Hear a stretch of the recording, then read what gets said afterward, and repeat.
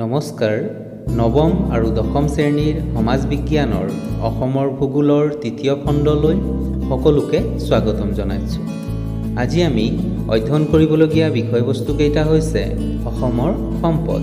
অসমৰ সম্পদৰ ভিতৰত আমি ঘাইকৈ আজি অধ্যয়ন কৰিম প্ৰাকৃতিক সম্পদ, মানৱ সম্পদ আৰু প্ৰাকৃতিক সম্পদৰ সংকট। প্ৰাকৃতিক সম্পদৰ ভিতৰত আমি আকৌ 4টা বিষয়বস্তু অধ্যয়ন কৰিম। এই বিষয়বস্তুকেইটা হৈছে মৃত্তিকা, অৰণ্য, খনিজ সম্পদ আৰু জলসম্পদ। প্ৰথমতে আমি সম্পদনো কি সেই বিষয়ে জানি লওঁ আহা।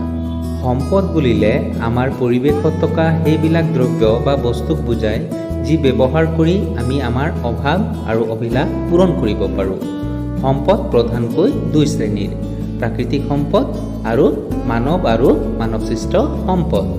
প্ৰাকৃতিক সম্পদ। অসমৰ প্ৰাকৃতিক সম্পদৰাজি ইয়াৰ অনুকূল প্ৰাকৃতিক পৰিৱেশত সৃষ্টি হৈছে। প্ৰাকৃতিক পৰিৱেশৰ অৱস্থা ৰাজ্যখনত অঞ্চলভেদে ভিন ভিন হোৱাৰ বাবে প্ৰাকৃতিক সম্পদসমূহৰ প্ৰকাৰ, গুণাগুণ আৰু বিতৰণো অঞ্চলভেদে বেলেগ বেলেগ। অসমত নানা প্ৰকাৰৰ প্ৰাকৃতিক সম্পদ আছে। এইবিলাকৰ ভিতৰত প্ৰধান সম্পদসমূহ হৈছে ভূমি সম্পদ, বন সম্পদ, খনিজ সম্পদ আৰু জলসম্পদ। প্ৰথমতে আমি ভূমি বা মৃত্তিকা সম্পদৰ বিষয়ে জানি লওঁ আহা। অসমৰ ভূমিৰ গুণাগুণ লক্ষ্য কৰিলে দেখা যায় যে অসমৰ মৃত্তিকা 4 প্ৰকাৰৰ।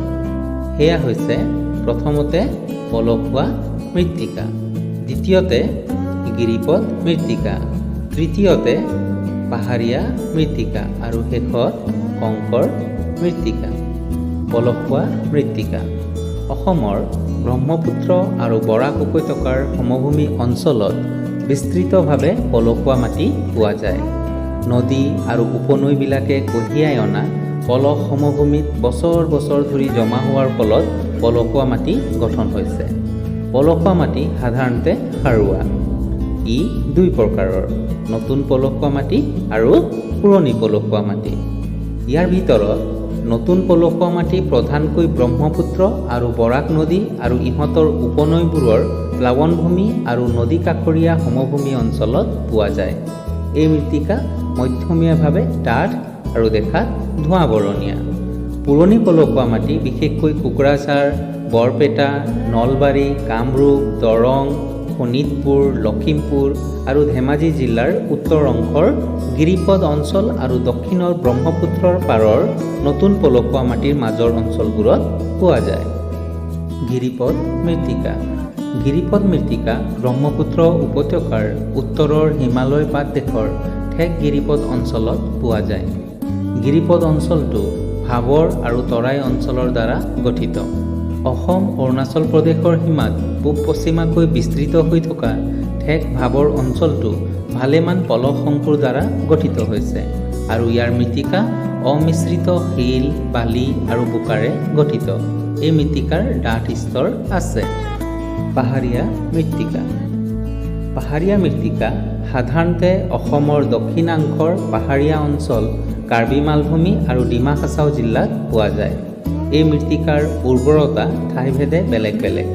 নাইট্ৰজেন আৰু জৈৱিক পদাৰ্থ এই মৃত্তিকাত যথেষ্ট পৰিমাণে থাকে। প্ৰাকৃতিক গঠন আৰু ৰাসায়নিক গুণাগুণৰ ভিত্তিত এই মৃত্তিকাক 2 প্ৰকাৰে ভগাব পাৰি, যেনে ৰঙা বালিয়া মৃত্তিকা আৰু ৰঙা পলসুৱা মৃত্তিকা। শেষত আহোঁ লেটেৰাইট বা কংকৰ মৃত্তিকা। প্ৰায় সমগ্ৰ ডিমা হাছাও জিলা আৰু কাৰ্বি মালভূমিৰ দক্ষিণৰ কিছুমান ঠাইত এই মৃত্তিকা পোৱা যায়।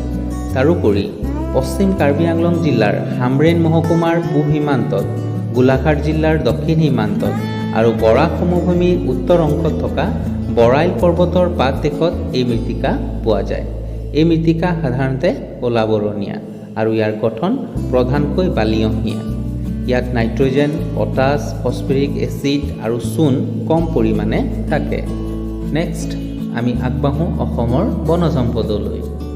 ভাৰতবৰ্ষৰ অন্য কিছুমান ৰাজ্যৰ তুলনাত অসম বনজ সম্পদত চহকী।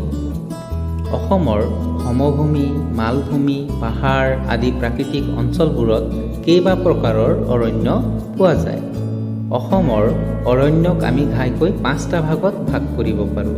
তাৰে প্ৰথমটো ভাগ হৈছে ক্ৰান্তীয় চিৰসেউজীয়া অৰণ্য, দ্বিতীয় ভাগটো হৈছে ক্ৰান্তীয় অৰ্ধ চিৰসেউজীয়া অৰণ্য, তৃতীয় ভাগটো হৈছে নদী কাষৰীয়া অৰণ্য, চতুৰ্থ ভাগটো হৈছে ক্ৰান্তীয় আৰ্দ্ৰ পৰ্ণপাতী অৰণ্য আৰু শেষৰটো হৈছে ক্ৰান্তীয় শুষ্ক পৰ্ণপাতী অৰণ্য। প্ৰথমতে আমি আগবাঢ়োঁ ক্ৰান্তীয় চিৰসেউজীয়া অৰণ্যলৈ। ৰাজ্যখনৰ অতি বেছি বৰষুণ হোৱা ঠাইবোৰত এনে অৰণ্য দেখা যায়। বাৰ্ষিক বৃষ্টিপাতৰ পৰিমাণ 300 চেণ্টিমিটাৰ বা তাতোতকৈ বেছি বৰষুণ হোৱা ঠাইত এই অৰণ্য পোৱা যায় বাবেই ইয়াক বৰ্ষাৰণ্য বুলিও কোৱা হয়।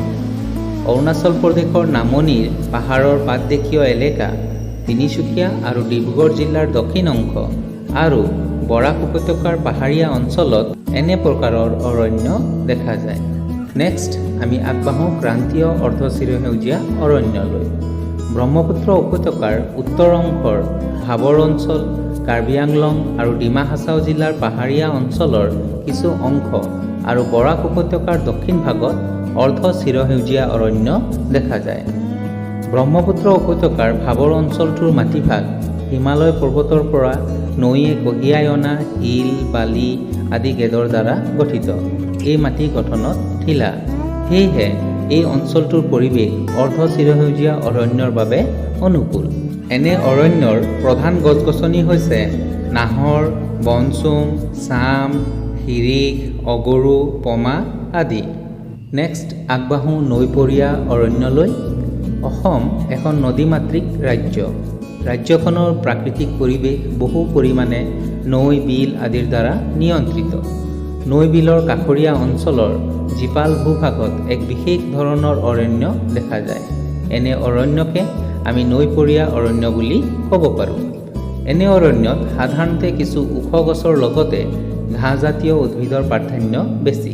গছৰ ভিতৰত চুম, উৰিয়াম, মজ, ঔ আদি প্ৰধান।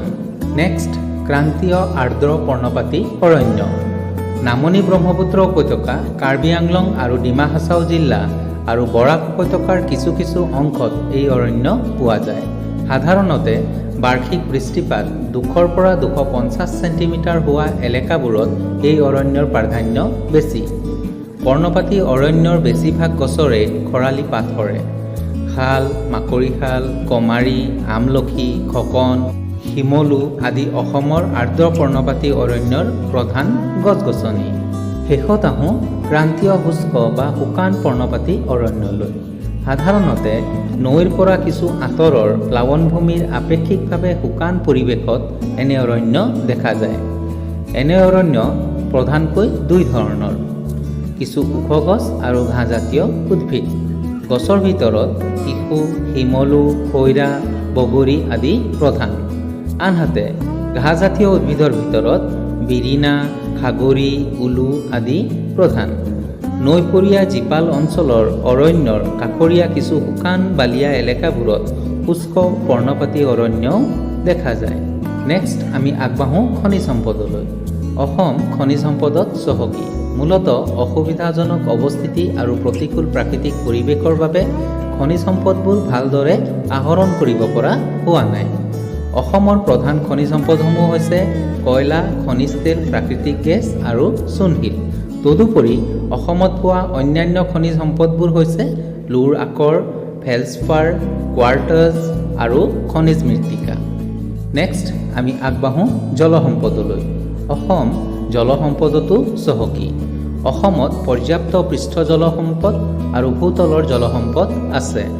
ৰাজ্যখনৰ 2 প্ৰধান নদী ব্ৰহ্মপুত্ৰ আৰু বৰাক আৰু ইহঁতৰ অসংখ্য উপনৈবোৰে দেশৰ প্ৰায় 1/3 জলসম্পদ বহন কৰিছে। ৰাজ্যখনত অলেখ সৰু-বৰ পিতনি আৰু জলাশয়ৰ উপৰিও প্ৰায় 3000ৰো অধিক আৰ্দ্ৰভূমি আছে। ব্ৰহ্মপুত্ৰ আৰু বৰাক উপত্যকাত ভূতল জলসম্পদ প্ৰচুৰ পৰিমাণে সঞ্চিত হৈ আছে। নেক্সট আমি আগবাঢ়োঁ মানৱ সম্পদলৈ। অসমৰ দ্ৰুত গতিৰে বাঢ়ি অহা জনসংখ্যা ৰাজ্যখনৰ বাবে বোজা হৈ পৰিছে।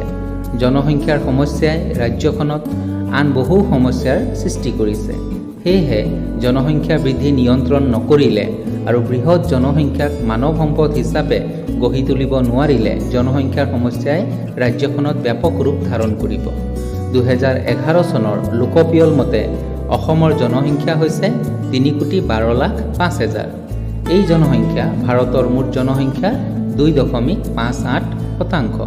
2011 চনৰ লোকপিয়ল মতে ৰাজ্যখনৰ 72.19% লোক শিক্ষিত।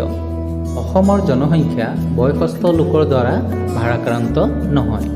মন কৰিবলগীয়া যে 15 বছৰৰ পৰা 34 বছৰ বয়সৰ ভিতৰত অসমৰ মুঠ জনসংখ্যাৰ 35% লোক অৰ্থাৎ 10 নিযুততকৈও অধিক লোকে বসবাস কৰে।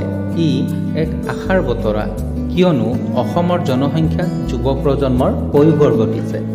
অফুৰন্ত কৰ্মদক্ষতাৰ সম্ভাৱনা থকা 15 বছৰৰ পৰা 34 বছৰৰ বয়সৰ যুৱচামে ৰাজ্যখনৰ জনসংখ্যাৰ 1/3তকৈও অধিক প্ৰতিনিধিত্ব কৰিছে। এই বৃহৎ যুৱশক্তিক সঠিকভাৱে পৰিচালিত কৰি শিক্ষা দীক্ষা, বুদ্ধিবৃত্তি, কাৰিকৰী দক্ষতা আদিৰ ক্ষেত্ৰত উপযুক্ত কৰি গঢ়ি তুলিব লাগিব। আনহাতে সমাজৰ দুৰ্বল শ্ৰেণীৰ লোকসকল, বিশেষকৈ দৰিদ্ৰ জনসাধাৰণ, দৈহিকভাৱে অক্ষম লোকসকল আৰু মহিলাসকলৰ সবলীকৰণৰ বাবে কাৰ্যকৰী ব্যৱস্থা গ্ৰহণ কৰিলেহে প্ৰকৃতাৰ্থত মানৱ সম্পদ উন্নয়ন সম্ভৱ হ'ব। নেক্সট আমি আগবাঢ়োঁ অসমৰ প্ৰাকৃতিক সম্পদৰ সংকটলৈ। প্ৰাকৃতিক সম্পদ মানৱ জাতিৰ অস্তিত্ব আৰু জীৱনৰ মানদণ্ড বৰ্তাই ৰাখিবৰ বাবে অপৰিহাৰ্য। প্ৰাকৃতিক সম্পদ প্ৰকৃতিৰ মুক্ত দান বুলি আমাৰ মাজত এটা ভ্ৰান্ত ধাৰণা আছে। এই ধাৰণা লৈ মানুহে প্ৰাকৃতিক সম্পদৰাজি যধে মধে ব্যৱহাৰ কৰে। ইয়াৰ ফলত প্ৰধানকৈ 3 প্ৰকাৰৰ সমস্যাৰ সৃষ্টি হয়। প্ৰথমতে সম্পদ প্ৰদূষিত আৰু নষ্ট হয়। দ্বিতীয়তে সম্পদৰ নাটনি হয় আৰু তৃতীয়তে গুৰুতৰ পাৰিৱেশিক আৰু আৰ্থ-সামাজিক সমস্যাৰ উদ্ভৱ হয়। অৱশ্যে কেৱল মানৱজনিত কাৰণতেই যে প্ৰাকৃতিক সম্পদ নষ্ট হয় এনেই নহয়। কিছুমান প্ৰাকৃতিক কাৰণ যেনে বনজুই, ভূমিকম্প, বানপানী আদিয়েও প্ৰাকৃতিক সম্পদ নষ্ট কৰিছে। সম্পদত চহকী অসম ৰাজ্যখনৰ প্ৰাকৃতিক সম্পদৰাজি বৰ্তমান সুৰক্ষিত অৱস্থাত নাই। দিনে দিনে প্ৰাকৃতিক সম্পদবোৰ ক্ষয় হ'বলৈ ধৰিছে। বৰ্তমান সময়ত মানৱজনিত কাৰণবোৰ যেনে জনসংখ্যা বৃদ্ধিৰ ফলত হোৱা জনবসতিৰ প্ৰসাৰ, নগৰীকৰণ, ভূমিৰ ওপৰত অধিক হেঁচা আদি কাৰকে প্ৰাকৃতিক সম্পদৰ ওপৰত সংকট নমাই আনিছে।